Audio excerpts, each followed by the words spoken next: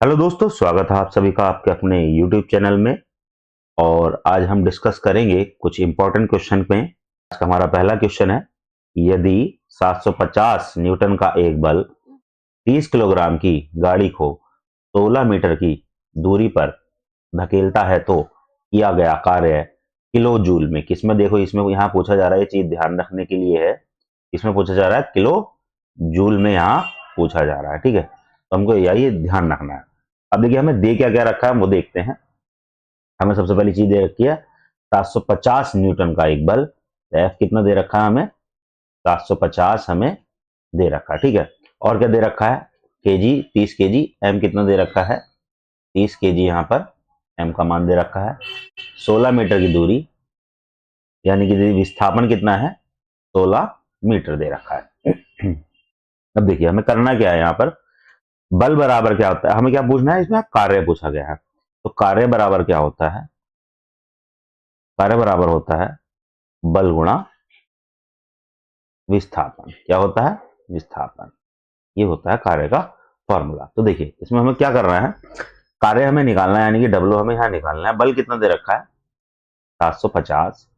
और विस्थापन यानी कि एस कितना दे रखा है? 16। जब हम 16 की 750 से मल्टीप्लाई करेंगे, यानी 750 की जब हम 16 से मल्टीप्लाई करेंगे तो जीरो का जीरो, 16 पंजे 80 और 16 सत्ते 112, यानी कितना आ जाएगा? 12,000 हमारा ये आ जाएगा। 12,000 क्या आएगा? जूल। लेकिन हमें इसमें आंसर किस में चाहिए? हमें आंसर चाहिए हमें यहाँ किलो जूल में। तो किलो जूल के लिए हमें क्या करना होगा? यहाँ 12,000 को 1,000 से हम यहाँ भाग कर देंगे और ये आ जाएगा हमारा किलो जूल। तो देखिए जब हम यहाँ भाग करेंगे तो 3 जीरो से 3 जीरो कैंसिल हो जाएंगे, तो क्या आ जाएगा? 12 किलो जूल इसका आंसर आ जाएगा। अब देखते हैं किस ऑप्शन में 12 जूल है। तो ऑप्शन नंबर सी में क्या है? 12 जूल है। तो इस तरीके से आपका क्वेश्चन हो जाएगा। चलते हैं नेक्स्ट क्वेश्चन पर। देखिए नेक्स्ट क्वेश्चन क्या है, यदि 25 किलोग्राम द्रव्यमान वाली कोई वस्तु 8 मीटर सेकंड मीटर प्रति सेकंड स्क्वायर के एक समान त्वरण के साथ गतिमान है तो वस्तु द्वारा लगाया गया बल क्या है? तो देखिए हमें यहाँ क्या दे रखा है, हमें यहाँ दे रखा है 25 किलोग्राम। एम का मान दे रखा है, यानी कि मास दे रखा है। त्वरण दे रखा है, ए बराबर कितना दे रखा है? 8 मीटर प्रति सेकंड स्क्वायर। अब पूछा क्या जा रहा है यहाँ पर? बल के बारे में यहाँ हमसे पूछा जा रहा है। तो देखिए बल बराबर कितना होता है? फॉर्मूला होता है, क्या होता है? बल बराबर द्रव्य मान गुणा त्वरण। ये क्या होता है? इसका फॉर्मूला का है। इसको हम ऐसे शॉर्ट में भी याद रख सकते हैं, एफ बराबर एम। एम का मान कितना है हमारे पास? 25 है। और ए का मान कितना है हमारा? 8 है। तो 25 की जब हम 8 से गुणा करेंगे कितना आ जाएगा? 200 न्यूटन। देखिए आप इस क्वेश्चन को बिना सॉल्व करे भी कर सकते थे। वो कैसे कर सकते थे? हमें क्या पता है कि बल का मात्रा क्या होता है? न्यूटन होता है। न्यूटन किसमें? सिर्फ ऑप्शन नंबर ए में ही न्यूटन है। देखिए आपको देखने में मिल रहा होगा न्यूटन। तो और किसी में नहीं मिलेगा। देखिए इसमें भी नहीं है, ये नहीं होगा। इसमें जूल है, ये भी नहीं होगा। इसमें मीटर सेकंड स्क्वायर है, ये भी नहीं होगा। तो आप ऑप्शन से भी इसको कर सकते थे बिना सॉल्व किए। तो चलिए नेक्स्ट क्वेश्चन पर। अगर आपको वीडियो अच्छी लग रही हो तो चैनल को लाइक भी कर दीजिएगा। देखिए यदि किया गया कार्य शून्य हो, क्या दे रखा है हमें? कार्य यानी कि डब्ल्यू कितना है? शून्य है। तब बल यानी कि बल यह एफ और विस्थापन एस के बीच में कितना कोण होगा? ये थीटा हमें पूछा गया है। तो देखिए अब एक फॉर्मूला हमें पता है, डब्ल्यू बराबर F into S into cos theta. ये हमें फॉर्मूला पता है। देखिए कार्य कितना है? जीरो। एफ और एस के बीच में जो है कोण कितना है वो हमें ज्ञात करना है। तो एक बात बताइए, एफ और एस तो चला जाएगा। अगर हम कंपेयर करते हैं तो कॉस थीटा किसके इक्वल आ जाएगा? जीरो के इक्वल। अब जीरो किस पे होता है? कॉस। कॉस जीरो होता है 90 पर। कितने पर होता है? 90 पर होता है, ठीक है। अब देखिए तो कॉस 90 पर क्या होता है? ये होता है कॉस 90 पर ये जीरो होता है। तो थीटा का मान कितना हो जाएगा?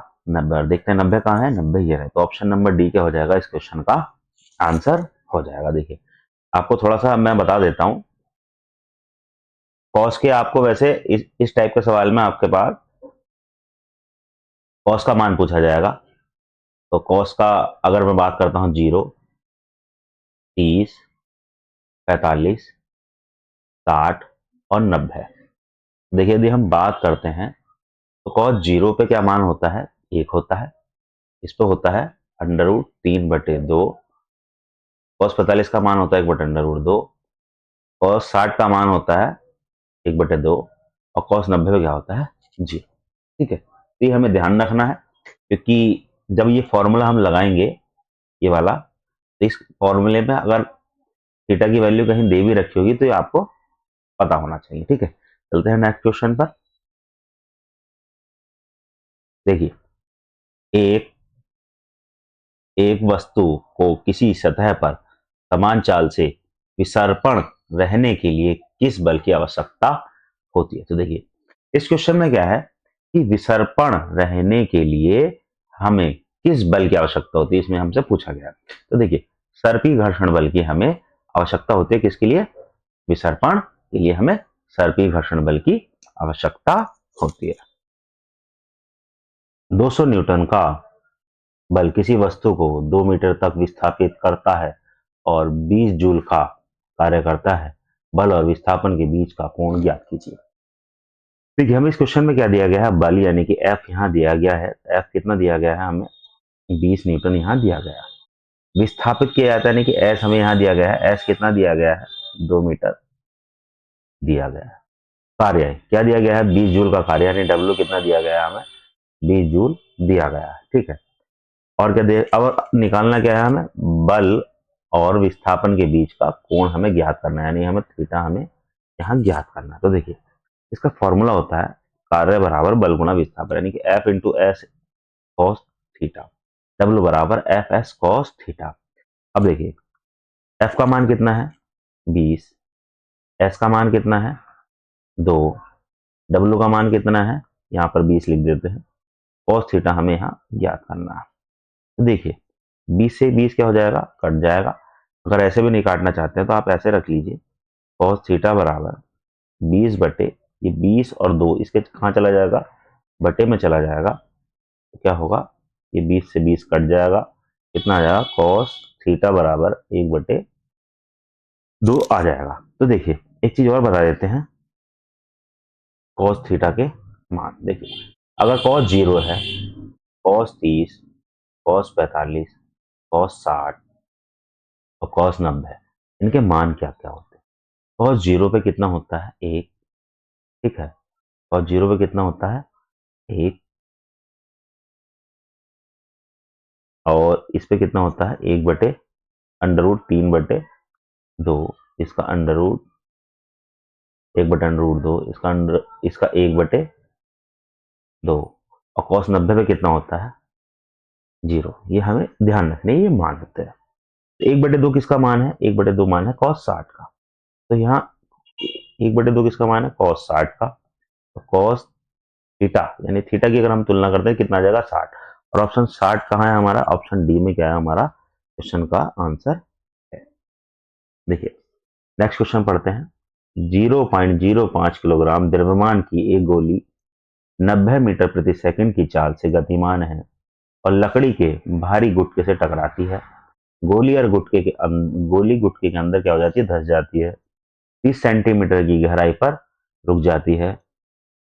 तब गति का विरोध करने के लिए गोली पर लकड़ी के गुटके द्वारा लगाया गया औसत बल हमें क्या करना है, ज्ञात करना। तो देखिए हमें क्या क्या दे रखा है, एम दे रखा है 0.5 किलोग्राम। यदि हम इसको ग्राम में बदलें तो किससे गुणा करनी पड़ेगी, हमें 1000 से इसकी गुणा करनी पड़ेगी और ये ग्राम में बदल जाएगा। कितना आ जाएगा, 50 ग्राम, ये आ जाएगा। और क्या दे रखा है, अब एक चीज मैं चित्र के माध्यम से समझा दूं। मान लीजिए लकड़ी का गुटका है, ठीक है, और ये क्या है, एक गोली है। ठीक है, अभी समझिए इसकी स्पीड यहाँ कितनी है, 90 मीटर प्रति सेकंड।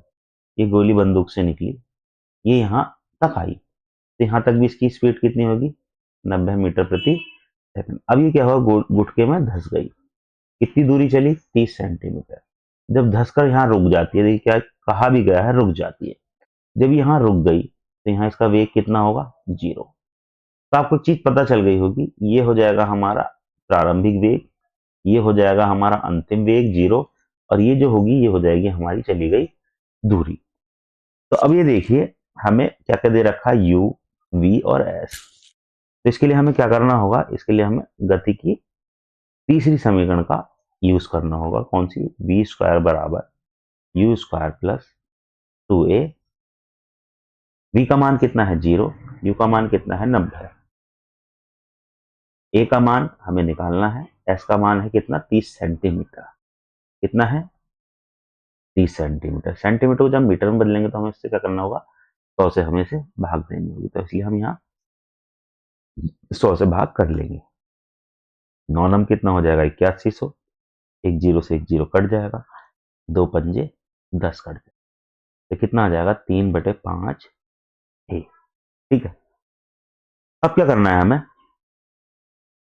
3/5 ऐसे रख देंगे, और ये इधर आकर के क्या हो जाएगा, माइनस का 8100 हो जाएगा। ए बराबर यदि हम बात करते हैं, माइनस का 8100/3 गुणा 5, 5 ऊपर चला जाएगा और 3 इसके अपॉन में आ जाएगा। कितना आएगा ये, अगर हम इसको कट करते हैं तो कितना आएगा, 27 या 81। ठीक है, अब 27 या कितना आ जाएगा 81 आ जाएगा। अब देखिए 27 पंजे कितना होता है 135। ये क्या आ जाएगा, हमारा ए का मान आ जाएगा। अब देखिए ए का मान कितना आ गया, माइनस का 135। तो अब ए का मान हमारे पास आ चुका है। अब ए का मान जब हमारे पास निकल चुका है तो हमें क्या निकालना है, एफ। एफ बराबर कितना होता है, एम ए। एम का मान हमारे पास कितना है 0.05 किलोग्राम, और ए का मान कितना है माइनस का 135। ठीक है, जब हम इसकी गुणा करेंगे तो ये क्या होगा, ये पॉइंट से हम यहाँ पॉइंट 2 जीरो बढ़ाते हैं तो ये 2 जीरो से 2 जीरो कट जाएंगे। 135 की माइनस का चिन्ह हटा दीजिए, ये सिर्फ ये बताता है कि त्वरण कैसा है, बंधक का कार्य कर रहा है। तो अगर हम इसकी मल्टीप्लाई करते हैं तो कितना आ जाएगा, 13 पंजे 5 से, अगर हाँ समझ लीजिए 135 की अगर हम 5 से गुणा करते हैं तो कितना आ जाएगा, 5 पंजे 25 का 5 हासिल कर दो, 13 पंजे 65 और 2, यानी कितना आ जाएगा 675। और 675 कौन सा ऑप्शन में दिया गया है, ऑप्शन ए में दिया गया है। देखिए यहाँ ये हमने देख लिया था करके कि इसको हमने ग्राम में भी चेंज कर लिया था, कि क्या पता हमें ग्राम में जरूरत पड़ जाए, लेकिन हमें यहाँ किलोग्राम में इसकी जरूरत पड़ी तो इसलिए हमने इसको किलोग्राम में ही लिया है। ठीक है, चलते हैं नेक्स्ट क्वेश्चन पर। नेक्स्ट क्वेश्चन क्या है, एक कण को किसी घर्षण रहित सतह पर नियत वेग से गतिमान रखने के लिए एक, ये क्या है यहाँ बाह्य बल है, क्या है बाह्य बल।